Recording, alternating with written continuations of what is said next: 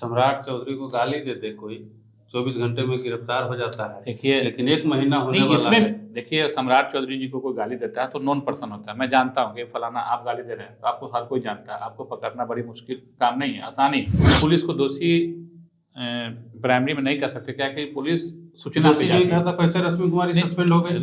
एक और थानेदार है नहीं, वो नहीं, सस्पेंड हो गए। हुए हैं तभी ना। क्या है, जब पुलिस आप ही के घर में घटना को करती है, पुलिस को सूचना देते हैं।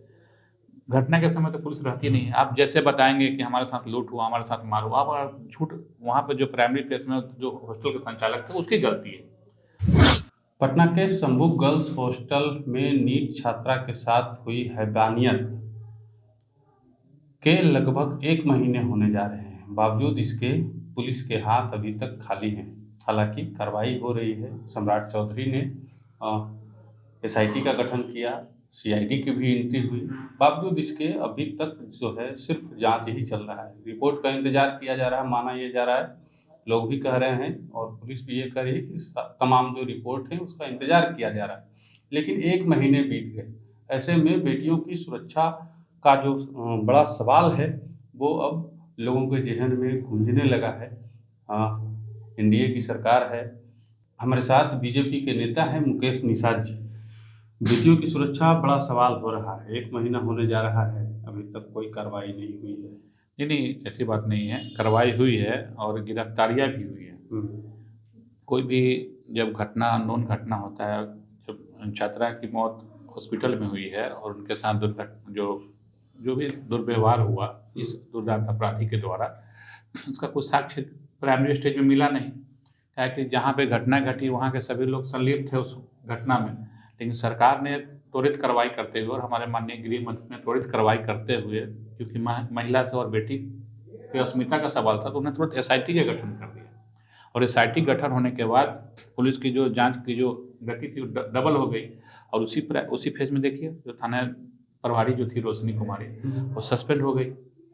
और अभी तो सीआईडी भी इन्वॉल्व हो गया उस जांच में। जांच निरंतर तेजी गति से हो रही है और बहुत जल्द देखिएगा जो भी दोषी है उस महिला छात्रा के साथ जो भी घटना करने में, वो सभी बख्शे नहीं जाएंगे, वो पकड़े जाएंगे। और निश्चित रूप से मैं तो माननीय गृह मंत्री से मांग करता हूँ और माननीय मुख्यमंत्री जी से कि वैसे दोषी जब पकड़ा जाए तो उसको सीधा फांसी पर लटकाया जाए। मामले को डिस्ट्रैक्ट तो आपकी पुलिस ने ही किया कहीं ना कहीं शुरुआती जांच में। देखिए, हम पुलिस को दोषी प्राइमरी में नहीं कर सकते, क्या कि पुलिस सूचना पे नहीं जाती था है। तो कैसे रश्मि कुमारी सस्पेंड हो गई? एक और थानेदार है वो सस्पेंड हो गए। हुए हैं तभी ना। क्या है, जब पुलिस आप ही के घर में घटना को करती है, पुलिस को सूचना देते हैं। घटना के समय तो पुलिस रहती नहीं है। आप जैसे बताएंगे कि हमारे साथ लूट हुआ, हमारे साथ मार हुआ, आप झूठ, वहाँ पे जो प्राइमरी प्लेस में जो हॉस्टल के संचालक थे उसकी गलती है। उसने जो रिपोर्ट कराया, जो पुलिस को खबर किया जाए, जो इस बीच में जो चैनल है जिसने बच्ची के साथ गलत हरकत किया, गलत काम किया, वो सब दोषी है। पुलिस जब जो प्राइमरी स्टेज में जो उनका इन्वेस्टिगेशन था गलत दिशा में जा रहा था, फिर बाद में जब गृह मंत्री जी ने एसआईटी गठन किया तो जांच सही दिशा में, और आपको सस्पेंड किया, मानने के लिए तैयार नहीं थी कि उसके साथ कुछ गलत नहीं, हुआ नहीं, है। तो सस्पेंड हुए ना। जो गलत कर रहे थे, जो रोशनी कुमारी थी और एक थानेदार और थे, उनको पुलिस ने उसको वरीय पदाधिकारी ने सस्पेंड किया।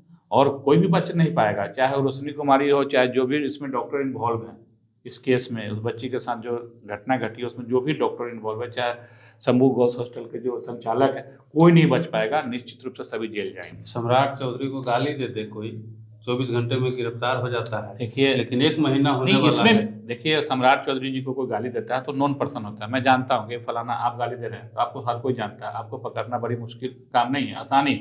लेकिन जो घटना अदृश्य कोई देख नहीं पा रहा है, जांच का विषय है, तो जांच हो रहा है और कोई नहीं बच पाएगा। जिस तरह सम्राट चौधरी जी को गाली देने वाला 24 घंटा में पकड़ा जाता है, उस पर कार्रवाई होती है, उससे बहुत बड़ी कार्रवाई होगी। जिस दिन ये बच्ची गायत्री का जो हत्यारा है बच नहीं पाएगा। जानते हैं अभी सीजन परीक्षा का चल रहा है, मैट्रिक का, इंटर का परीक्षा होने वाला है। इसके बाद तमाम जो गांव हैं, बिहार के अलग अलग ज़िले हैं, वहाँ से बेटियां जो है पढ़ने के लिए आती हैं। हम भी कई लोगों को जानते हैं जिनकी बेटियां इंटर का, मैट्रिक का एग्ज़ाम देने वाले थे। उनसे हमारी बातचीत पहले से हो रही थी। कह रहे थे कोई अच्छा हॉस्टल, कोई अच्छा जगह देखिए, हमारी बेटी के लिए वहाँ रखना चाहते हैं, पढ़ाना चाहते हैं। लेकिन अभी वही गार्जियन जानते हैं फ़ोन करके क्या कहते हैं कि ना हो, अब नहीं पढ़ाना है, अब यहीं रहेगी बेटी, जितना पढ़ना होगा यहीं पढ़ेगी। निश्चित रूप से मैसेज तो गलत गया है, लेकिन सरकार उसकी व्यवस्था कर रही है। आने वाला दिन में ऐसी घटना दोबारा नहीं हो बिहार में। सरकार तत्पर है और निश्चित रूप से जब दोषी पकड़े जाएंगे ना, जब उसको सजा होगी, जब जेल जाएगा, उसको फांसी पर लटकाया जाएगा, तो हमारे जो बहन जिसकी जान गई है उसको श्रद्धांजलि मिलेगा। और जो भी बिहार की बहनें हैं, बेटियां हैं, सबको सम्मान, उनका आत्मबल बढ़ेगा, मनोबल बढ़ेगा कि नहीं, यहाँ दोषी कोई भी है बच नहीं सकता है। इस सुशासन की सरकार है, माननीय नीतीश जी की और सम्राट चौधरी जी की सरकार है। यहाँ कोई दोषी नहीं बख्शा जाएगा। और आपके चैनल से मैं उन गार्जियन लोगों से भी अपील करता हूँ कि अपने बच्चे का प्रॉपर ध्यान रखें। मेरी बेटी भी दिल्ली में पढ़ के ग्रेजुएशन करके आई है एमआईटी से, बेटा भी मेरा ड्यू से ग्रेजुएशन किया है। तो हम लोग भी जवाबदेह है ना भाई, हमारे बच्चे बच्चियाँ बाहर पढ़ रही हैं, तो सब गार्जियन से भी निवेदन है आपके चैनल के माध्यम से कि बच्चे का प्रॉपर ध्यान रखें। आज इतनी बड़ी घटना घट गई, ठीक है, उन माता के पर क्या बीत रहा होगा। हम भी मेरी भी बेटी बेटे हम आपका बात मान लिए, ठीक है, मान लीजिए कि इस बेटी को न्याय मिल जाता है, दोषी को सजा मिल जाती है, लेकिन क्या इस एक बेटी को सजा दिला देने से मतलब पटना में जो कारोबार चल रहा है इस तरीके का, जो भी गर्ल्स देखिए हॉस्टल है में क्या इन्वॉल्व हैं, कोई घटना जब उजागर होता है कहीं पे, देखिए बहुत सारा आबादी है देश की, राज्य की, कोई घटना, हमारे पास जो व्यवस्थाएं, जो संसाधन, उसी में सब चीज करना है।